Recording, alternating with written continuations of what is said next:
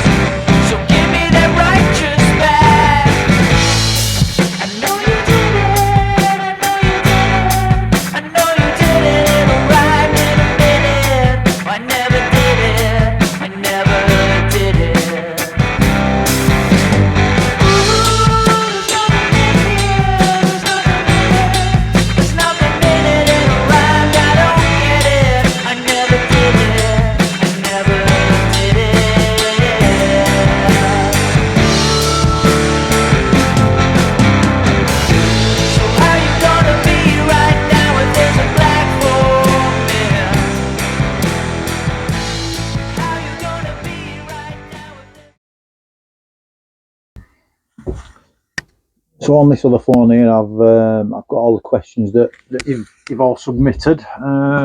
So without further ado, let's go to question number 1 from Time Money 2775 on YouTube. He says, I'm back into BMX about 5 months ago, and I have a sweet spot for mid-school freestyle. I have now about 50 BMX. That's some going, that, mate. 50 BMXs. That's a collection, that. He says, I should make a blog early next year. I'd do that as well. There's a lot of people out there that'd be interested to see that, I'm quite sure. His question is, collectors tend to prefer made in USA BMX over made in Taiwan. Is there any difference in terms of technicality? Right. I suppose it's not so much a question about my collection as he's asking my opinion on something. So Time Money, my opinion, I've got to disagree with you about the USA versus Taiwan collectors. The sheer numbers of products out there created over the years suggests that there's every likelihood that there are more people collecting Taiwan stuff. When you think about your completes, the various components for BMX over the years, there's just so much more of it out there than there is the made in USA stuff.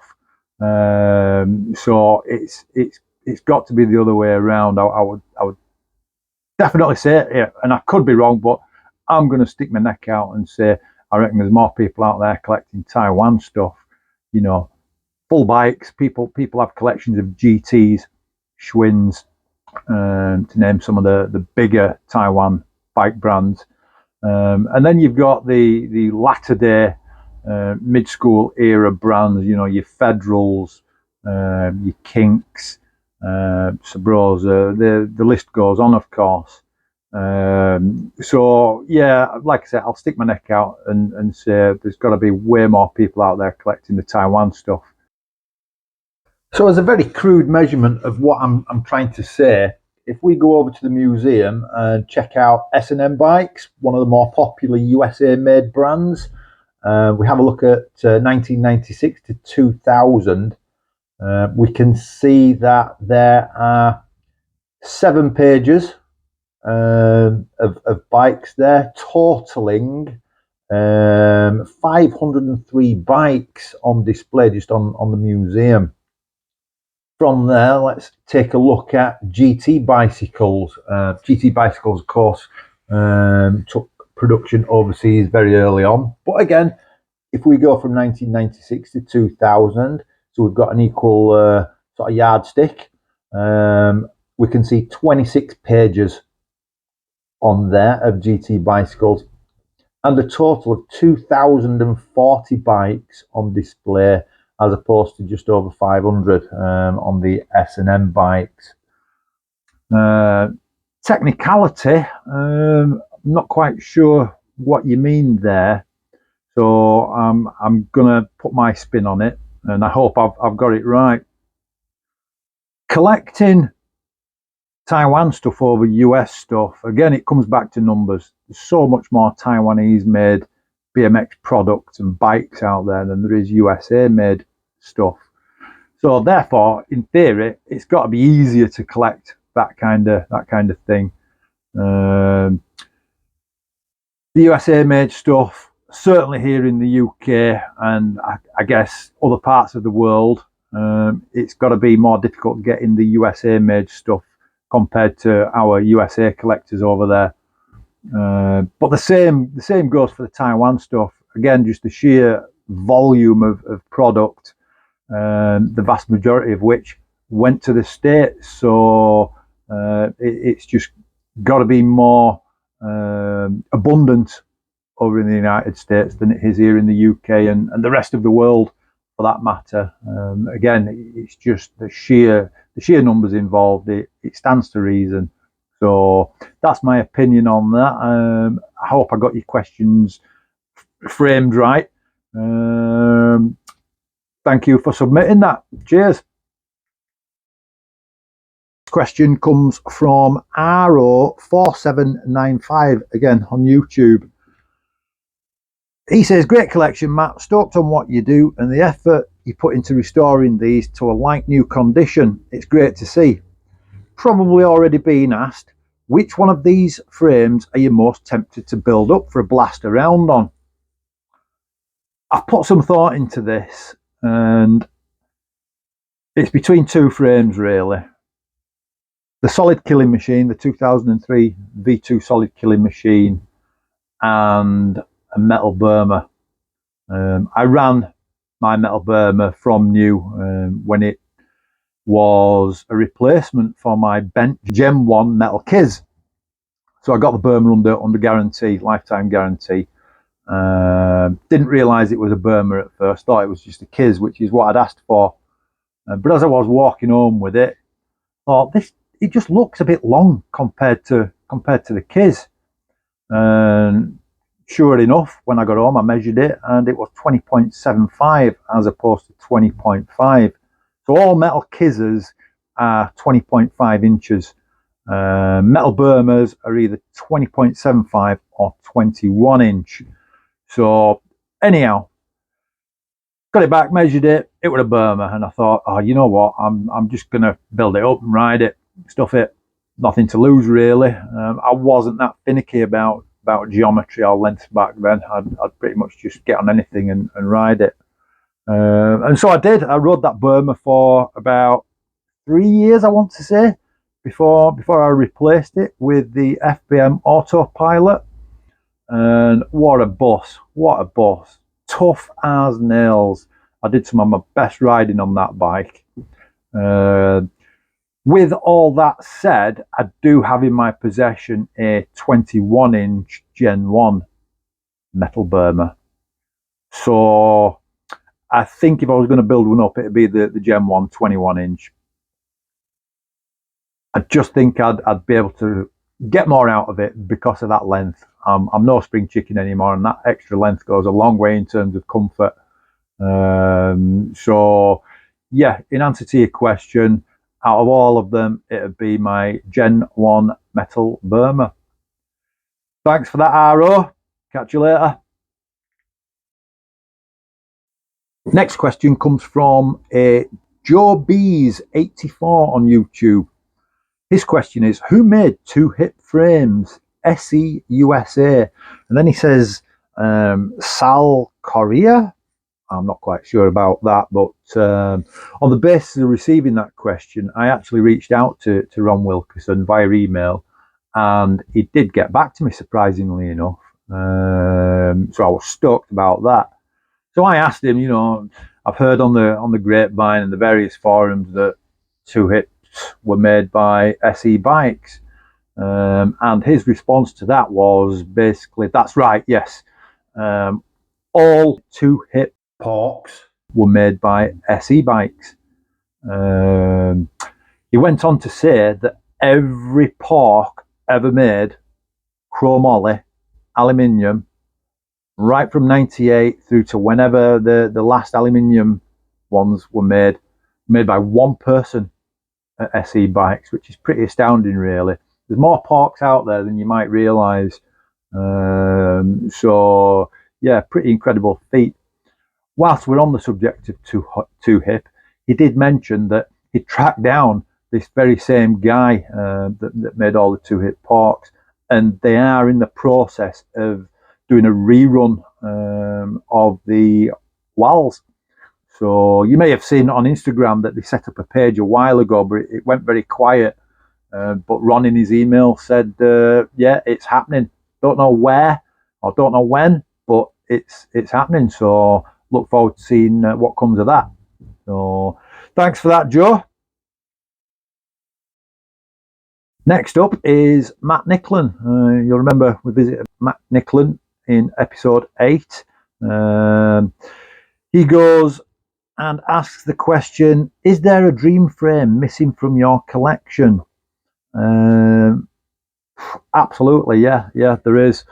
So my collection, they're going to be collections of 3. So it's going to be 3 Two Hips. It is 3 kinks. It is 3 metals.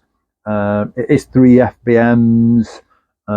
It's 3 solids, 3 Sundays, etc., etc. So I'm definitely in the market for a Two Hip death frame. Been looking for one of those for a while.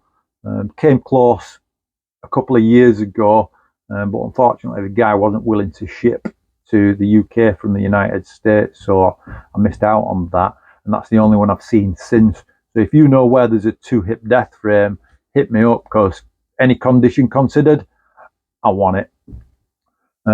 What else is there? I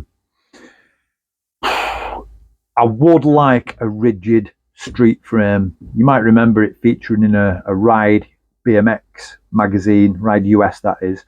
Nate Wessel testing it, and it was like a tricolour frame that it was on. Absolutely think those look like the bomb. Just look so tough. Kind of look a bit like a Barcode Taj, with a bit more of a beefier front end. But yeah, well into one of those. And again, I've been relatively close a couple of times, but no cigar on those. What else is there? Excuse me. Yes, a GAC gargoyle is also high up on the list. And the reason I want one of those is because a good friend of mine from back in the day who we used to ride with more or less every day, he got hooked up by GAC UK through Alan's BMX, and he ended up with a GAC gargoyle. That was a lovely looking frame. So as well as being a nice looking frame, I'd like to see one and have it in my collection, because my friend rode one, and the riding he did on it was absolutely phenomenal. So yeah, they're the 3 big ones that I want. So thanks for that, Matt. Again, from YouTube, I've got a Michael M3285. What year did you start collecting? Bit of a funny one, that, really. I suppose I really started collecting in 2015, I think it was, when I was on the hunt for a chromoly 98 Two Hip pork. I've been on the museum a little while, so I'd sort of seen that there was a collecting scene, and then I ended up being pointed in the direction of Facebook and a few Midschool groups on there dedicated to the Midschool. Joined a few of those, and the hunt really began. And Facebook is actually where I sourced my 98 chromoly Two Hip pork from, a guy in California. So 2015 is when I started collecting. That being said, though, from my Metal Burma onwards, I kept every frame that I either bought or acquired. So I ended up with my metal Burma, my two hip sole prior to the metal Burma. My cracked two hip sole, then the metal Burma, then the FBM autopilot, then my Sunday Vinnie Salmon frame, and then the Sunday Wave V2, or second wave as it's commonly known. So yeah, I just kept hold of those and I suppose hoarded them more than anything. So maybe I've been collecting since sort of '99 when I got the two hip sole. Depends on which way you want to look at it, I guess. So thanks for that question. We interrupt this program to bring you a special bulletin. If you have a passion for the Midschool and like collecting Midschool paraphernalia amongst other things, then you're going to want to check out what UK rider Andre Folks is creating. Check out these precision laser cut logo stencils. The run-of-the-mill mild steel is where Andre starts with these, but they can be made from other materials like stainless steel, which will stay looking clean for much longer in those outdoor garages and sheds. And Andre says they can work with exotic materials too. Various thicknesses from a few millimetres up to 30mm are also achievable, and as you can see, differing overall sizes are available too. These things are so customisable and basically any design is doable. Postage should be relatively inexpensive too, due to being flat and being able to fit into envelope style packaging. Hit Andre up at andre@bradfordlaser.com or via Instagram at Andre C. Folks and tell him what you're looking for. Go on, treat your BMX cave.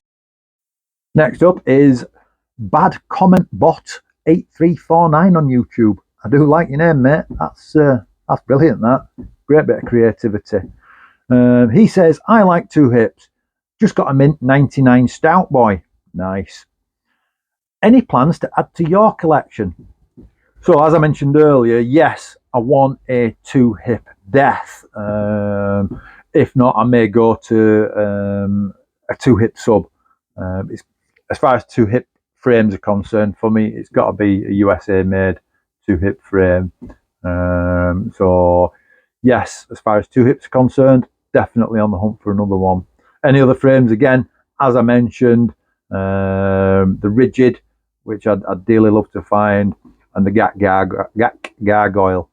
I came close to getting a GAC gargoyle not long ago, but unfortunately, again, the guy wasn't willing to strip it down and just ship the frame to me. So I looked out on that one. But I did know that Mike Gennaro was looking for one, so I put the two together, and the frame, I think the full bike actually ended up with Mike Gennaro, so gone to a good home. Hope you're enjoying it, Mike. Thanks for that question, Bad Comment Bot. Next up is Neil Waddington on Instagram. He says, there's defo a hole in your collection from 92 to 96, 97, which I think are very much the dawn of mid-school years. Do you have any plans to fill this hole? And what would be your grail frames from this period? Tricky one, that really. I wasn't riding during that period. So I rode BMX back in sort of the early boom in the UK side of things, about 1983, Rally Burner. And then I think very late 80s, about 89, maybe 90, my brother gave me his Curtis Freestyler. So bombed around on that a little bit. Didn't really take it too seriously, just, pedaling around the streets, jumping steps, that kind of thing. And then I discovered girls and other things to do. So I put BMX down. So let's see now, from that era. It's a funny one, really is a funny one. So having seen Jonathan Sherwood's Hoffman Flash, Ramp Room Flash in the metal, really keen on those. They are a good looking bike, and the frame on its own, I'm just a frame collector. The frame on its own, yeah, I could go a Hoffman Ramp Room Flash for sure. So what were they, 95, 96? And again, from the same era, it'd be probably a two hip, not a WAL, Definitely a two hip. So I'm going to go with big boy on that, a two hip big boy. And I suppose that'd make my triple threat two hip section of the collection as well. So who knows? Maybe I won't get the sub or the death, and I might end up with a big boy. We'll see. Thanks for that, Neil. Next question, Jake Partridge. Your frame collection, man. Where do you find them all? Or are they frames you've owned from new? So, as I mentioned earlier, the two hip sole was brand new. My metal Kiz I didn't actually get brand new. Got that through a friend very early on. It was practically brand new when I got it, but yeah. Then the metal Burma, as a result of the metal Kiz getting out of line slightly, a little bit bent. They had my FBM autopilot. What else? Then the Sundays. Where do I find them all? It's a mixture really of here in the UK and overseas in America. I've got two that you could say are from France. I've got my solid AA V2, came from my good friend Alex Hoyer, who lives in Paris and is indeed French. And he also gifted me a 97 next gen dirt bike, which is currently in the process of being restored. But yeah, generally speaking, US and the UK. The King Liberty came from here in Manchester. The DK Sob, that came from Jonathan Sherwood here in the UK. The two hip Pork, as I mentioned, that came from US, California. My Gen 1 Kink Empire, that actually came from an employee who works at Kink. He knew somebody that had one laying around, so I got that. My two hip sole, that came brand new here from the UK. My S&M Bennett, that's here in the UK, Manchester. Kiz, that came into the UK brand new. So always had that. The FBM Angel of Death, that's again here in the UK.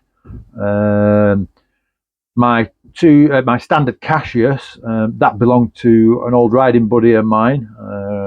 So again, UK sourced. Gen 1 Metal Burma, that came from Rob Vasey. Don't know where he got it from, but so I guess UK sourced for me. My original Metal Burma, brand new from the UK. My Phantom Lord, the US.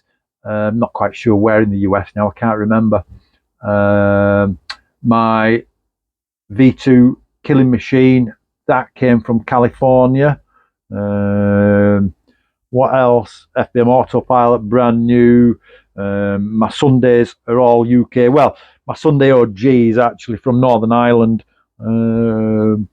Yeah. So the AAV2, as I said, is France. The FBM Anthem Steadfast, that came from the UK. My Cult Death Row V1, that came from the UK. Although, funnily enough, it was an Instagram follower of mine that pointed it out to me, and he's based in China, Beijing, I think. So yeah, he was just scrolling the internet, looking at BMX stuff, I guess, and came across that on a UK eBay. So that was a bargain as well, 50 quid, I think. My custom standard 250S, brand new, US sourced, obviously, because 2015 there was nobody distributing standard here in the UK then. My Kink Backwoods here in the UK. Oh no, I tell a lie. I bought that direct from Kink in Rochester, New York. So US sourced. And my Haro SD1, actually bought that from Germany.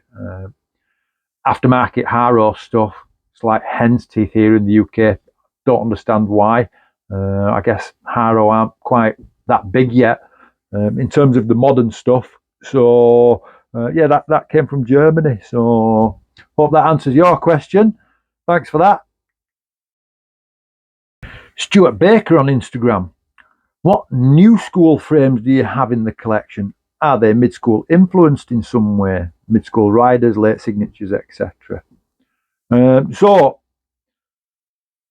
my new schools are all down here. So starting with the FBM Autopilot, yeah, that 2005 mid-bottom bracket, integrated headset, new school, mid-school signature, mid-school riders signature frame, of course, Mike Tagg. So there's definitely a connection there. Plus it's FBM, which was born in the mid-school. Next up, my Sunday OG. I suppose the mid-school connection there is Jim Zielinski. A little bit tenuous, but it's there.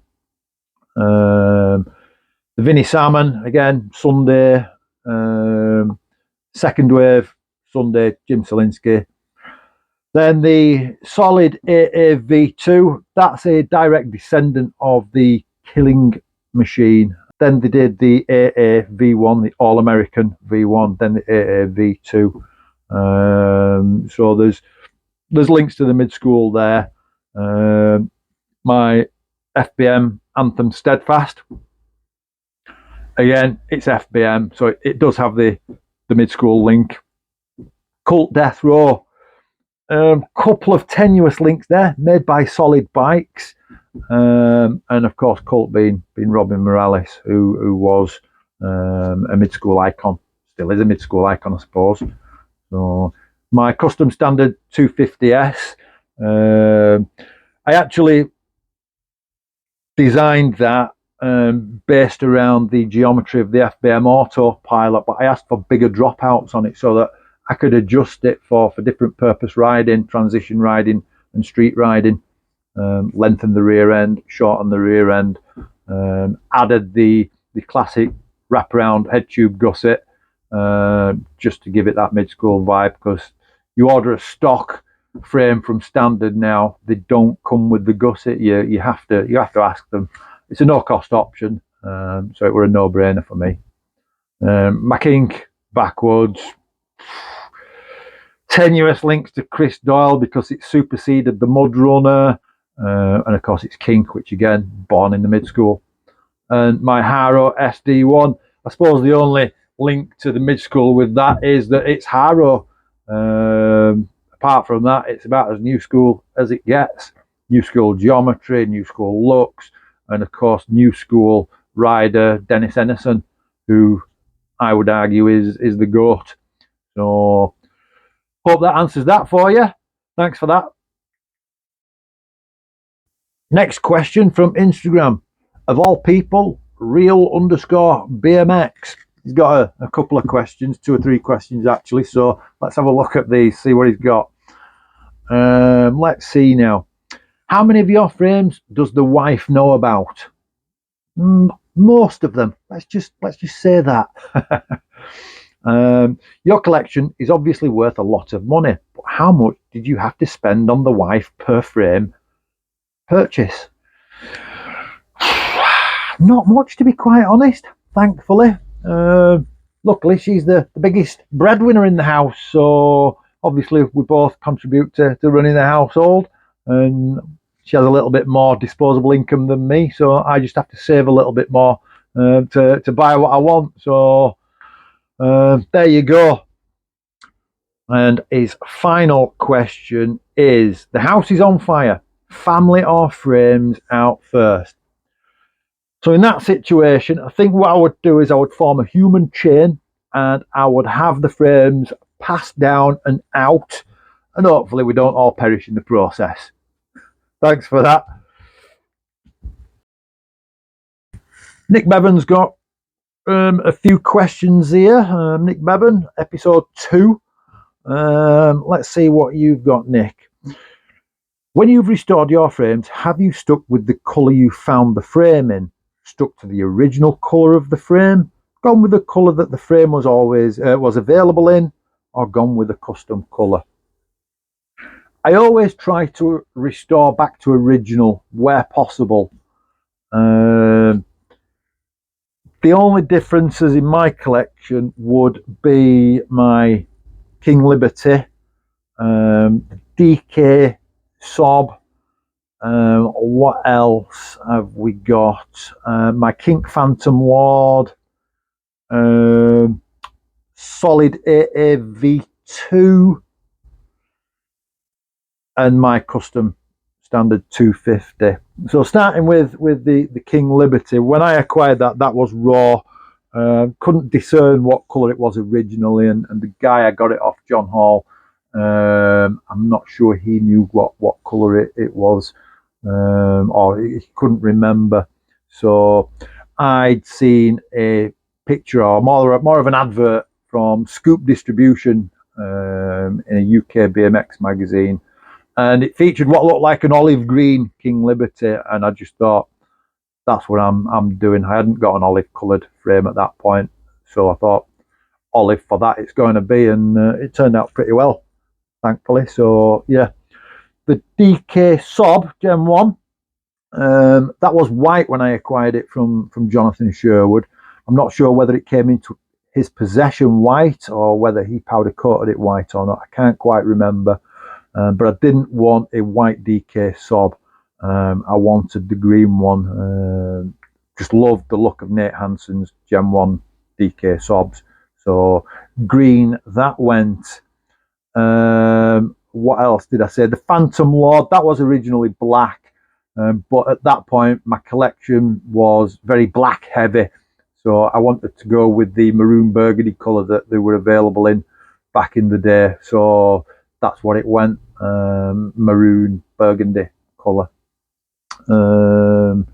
Yeah, my AAV2, that was raw originally, I believe, and unfortunately it's just not possible to restore frames that came as clear over raw. Sure, you can raw it down, but it's just going to end up looking closer to polished than anything else.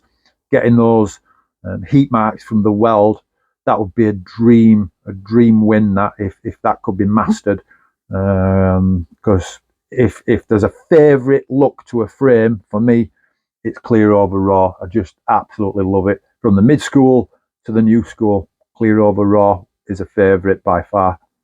So hope that answers your questions there, Nick. And it does have a final one, sorry. What's been the hardest thing you've had to hunt for?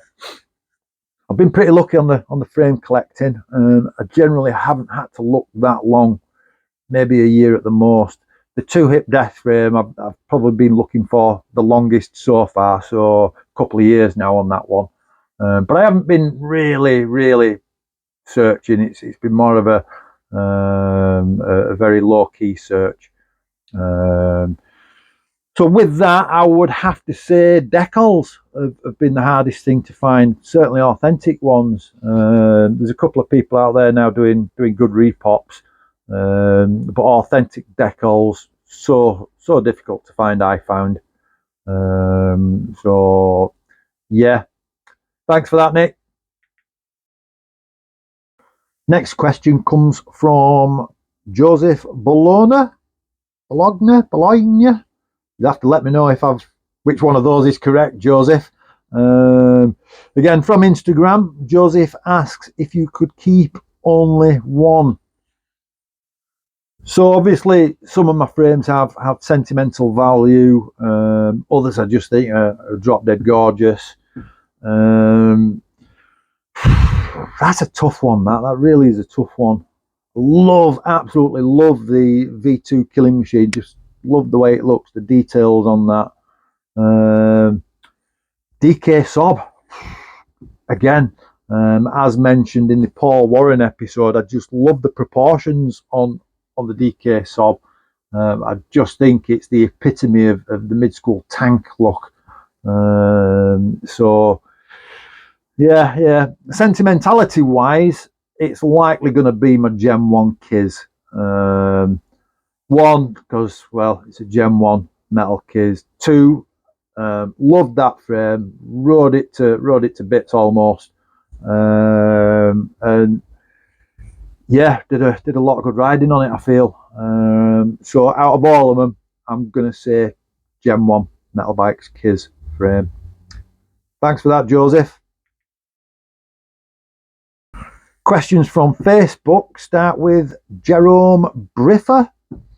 I have one. What is your favourite frame and why? Well, as I mentioned a short while ago, the DK Saab has a place in my heart just for the aesthetics of it, just that overbuilt burliness of it. But the proportions are right as well. You know, the rear triangle to the front triangle, those 1-inch stays, really toned down the oversized down tube and top tube. And I think it's just a really well balanced frame. My V2 killing machine, as I've mentioned before, again, just love the look of that thing. It's just so refined. The details on it, solid. Absolutely killed it with that frame. They killed it with any frame that they made. The detailing, the attention to detail was astounding. My metal Burmas, or rather my 20.75 metal Burma, had 3 good years on that, did some good riding on it, and it stayed true. Very little in the way of dents, no cracks, still straight as an arrow, and by far the easiest one to restore out of all of them, for that reason that apart from the dropout rash, I had to do next to nothing to it. So what would I choose between those 3?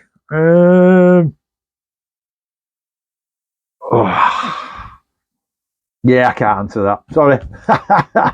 Cheers, man. Next question comes from Wondermick. When will you sell me your metal stuff? Let me think about that for a minute. Never. Not while I'm alive anyway. But once I'm dead, I'll make sure that before I do die, my wife's got your contact details and she knows where to send them. Cheers, mate. Next up comes from Rob Vasey. Out of all your frame collections, which ones do you think about building to ride? Well, as I mentioned in RO's Q&A, it'd be that 21-inch metal Burma that you supplied me. I just think it'd ride real sweet. So, yeah, thanks for that, Rob. Next up from Facebook is Joel Mendez Torres. Hope I've said that right, Joel, or is it Joel? He asks, do you have any pro Schwinn frames? I don't have any pro Schwinn frames. And out of the Schwinn catalogue, there's probably only 2 I would consider.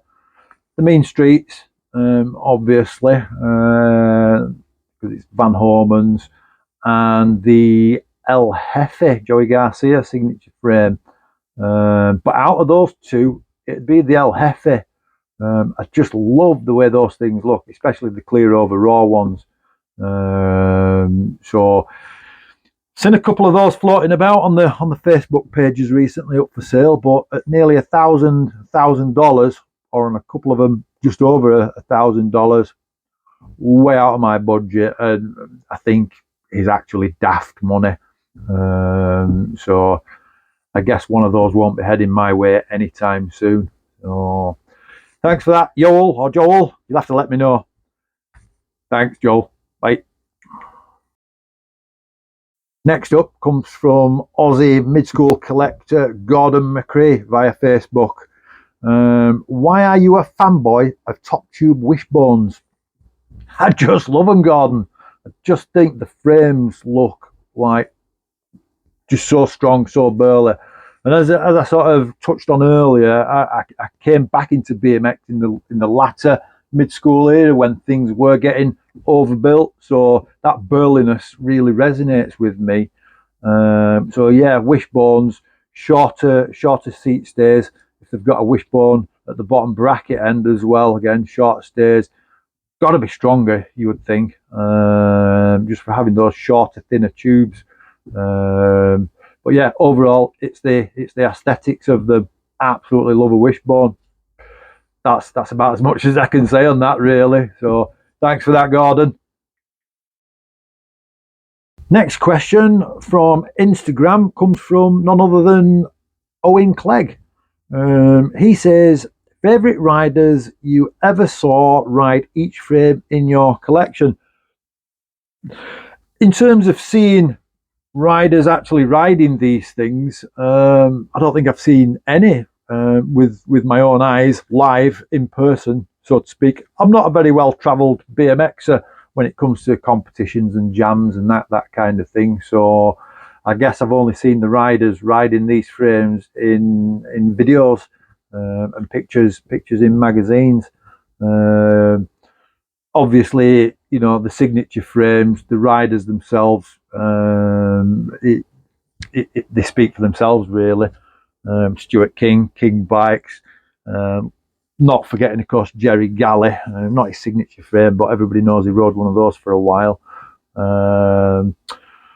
Yeah, the DK Sob, Colin Winkleman, the Two Hip Pork, Cameron Birdwell, Kink Empire, Jason Enns, absolutely roasted one of those things. Two Hip Soul wasn't really a signature frame, it was just a dirt frame, so couldn't really comment on that one. Chris Bennett frame, again, goes without saying, the Chris Bennett.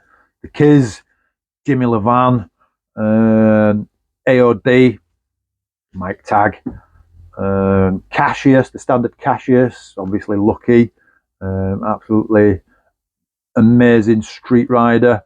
My metal Burmas, so the Burma was Mike Lausman's signature frame, but I suppose the riders that I've seen riding a Burma, my favourite would have to be Smoker Dave. Just being a massive fan of the Phoenix, Arizona team, the Sombra squad, and yeah, Smoker Dave on the Burma. The Phantom Lord, obviously Nate Hansen. As far as the killing machine's concerned, again, I'm not sure about that.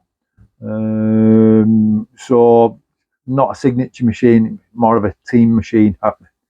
Not a team machine, a team frame. So signature riders wise, yeah, I couldn't say. FBM Autopilot, Mike Tagg again. That's the mid-school element of the collection. If you really like, I'll go into the new schoolers. So the Sunday OG, you know, you got Mike Hodder on there, Jim Selinsky, I think Mike Jersey Taylor rode the OG for a little while. Vinnie Salmon, New York or East Coast Street Shredder. Second wave was just a non-signature frame. AAV2, again, solid bikes. At that point, I don't think they had a squad. Anthem, Steadfast. Obviously, that were a special. Couldn't say who rode one of those particularly. Cult Death Row, likewise. My 250 standard. Always wanted the 250 because of the Gons for his little stint on standard. So my Kink backwards, again, wouldn't know which.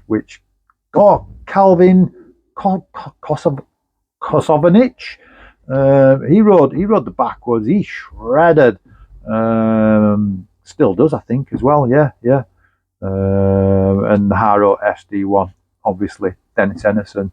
So yeah, sorry, I can't say that I saw the riders actually riding them in the flesh, but I have an appreciation for those that I do know that rode these frames. So thanks for that, Owen. Next question comes from Hazard_Heart on Instagram. Why don't you have any yellow frames? And why don't you have any built? Two questions there. Why don't I have any yellow frames? Honest answer, I'm just not a fan of yellow frames. Yeah, they just don't appeal to me. So that will be the quick answer to that one.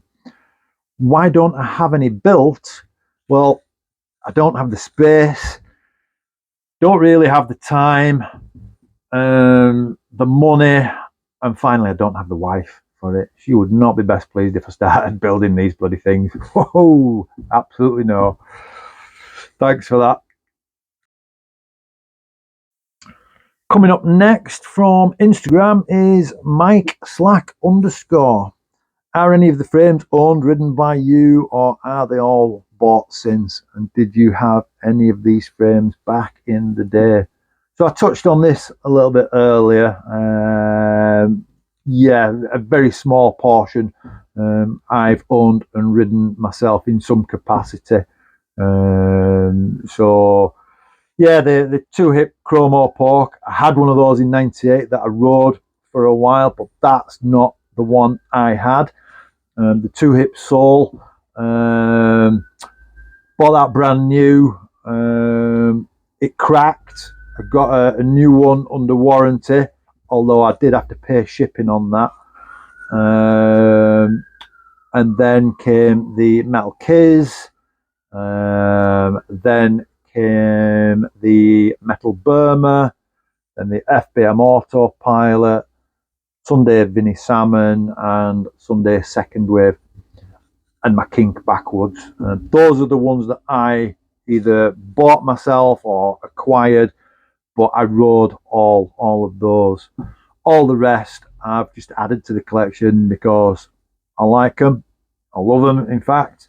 And as I mentioned earlier, it started off as a collection of twos, and then it became collections of threes. So it's expanded a little bit beyond what I expected when I first started collecting. So hope that answers that for you. Cheers, man. Derek Gabbert via Instagram, aka Metal Bikes, new top dog at Metal Bikes. He's got a few questions. When did you decide to collect? Well, we've touched on that already. 2015 would be when I actually started actively collecting. 1999, I just started hoarding what I already had. So Derek's next question is, which frame is your favourite? Gen 1 Metal Kiz or my Gen 4 Metal Burma, in terms of sort of nostalgia for the things that I actually did on those frames. In terms of aesthetics, the DK Sob and the V2 Solid Bikes Killing Machine. Next question from Derek is, favourite frame design feature?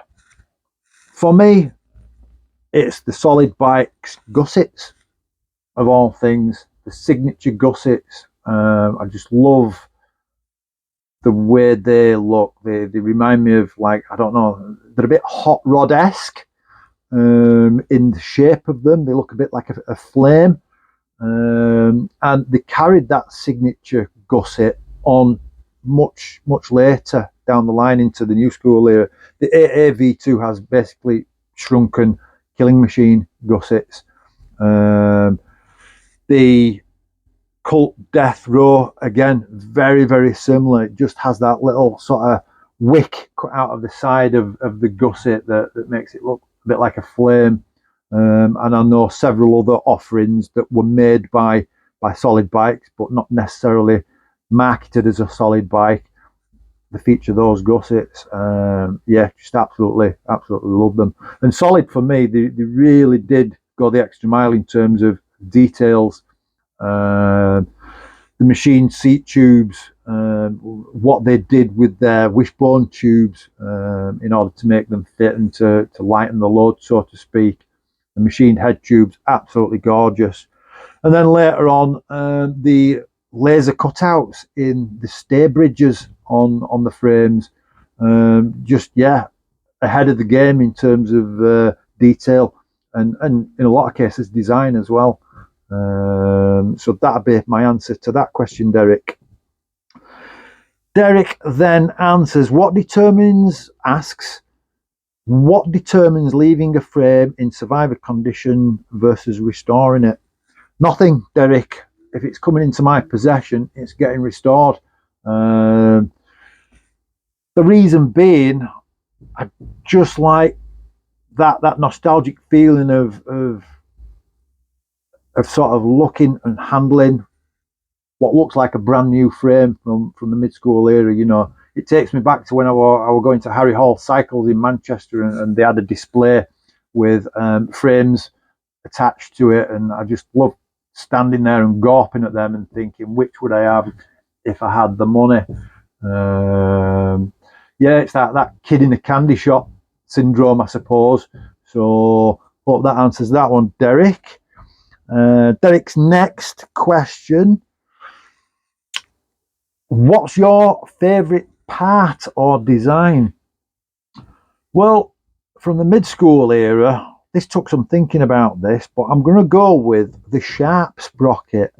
We didn't really get Sharp products here in the UK, so I just see pictures in magazines of riders riding them, or if I got Ride BMX, the US version of Ride magazine, the adverts for them. Yeah, I just looked at those and thought, yeah, they are sweet. Those, I would love to rock one of those. Mutiny did one very similar, if I remember rightly, very similar to the Sharp sprocket in terms of shape. I could have gone one of those, but I think by the time that came along, I'd already moved on to like my terrible one Gower Power, which I loved as a sprocket. So yeah, the Sharp sprocket, 44 tooth, please. Let's see now. Your favourite picture in a magazine? Tough one, that. Obviously, there's millions of pictures out there that I love from the Midschool. But being a massive Phoenix, Arizona scene fan, Gons, Smoker, Ratboy, all those guys, it's gonna be going a little bit sort of left field here. A picture of the Gons roasting a one-footed invert out of a bowl. I'd seen it on, I think, the Come Up website, very early, the Come Up website, as part of an interview with the Gons, and yeah, it's just like, you don't really associate the Gons with busting one-footed inverts on bowls, and in such a manner, and with such style. You just sort of associate him with street, don't you? But yeah, a very capable ramp rider as well back in the day. So it'd be either that, or in terms of pure street photo, it would be the photo that Jeff Z took of Smoker Dave peg stalling a fence from what looks like a tarmac bank. Pretty bloody high subrail it was, and it's sort of halfway up a fence, making it that little bit more awkward. But Smoker Dave, for me, he just oozed coolness. You know, he came up with Starsky Slide, for crying out loud. How cool do you want to be? So yeah, that picture of Smoker busting that peg stall on that subrail halfway up a fence, just absolutely chilling. Like no faces being pulled or anything. He's just cool as a cucumber. So yeah, it'd be between those two. Don't ask me to pick. Thanks for that, Derek. And that's it. So obviously we've not gone into a great deal of detail with each and every frame. So if you've got any questions about any of the frames that I have that we haven't really gone into, by all means drop a comment in the comments box, or over on Instagram. I'm happy to talk about any of them at length, as you can imagine. In the meantime, look after yourself, and yeah, see you again. Thanks for tuning in. Bye bye.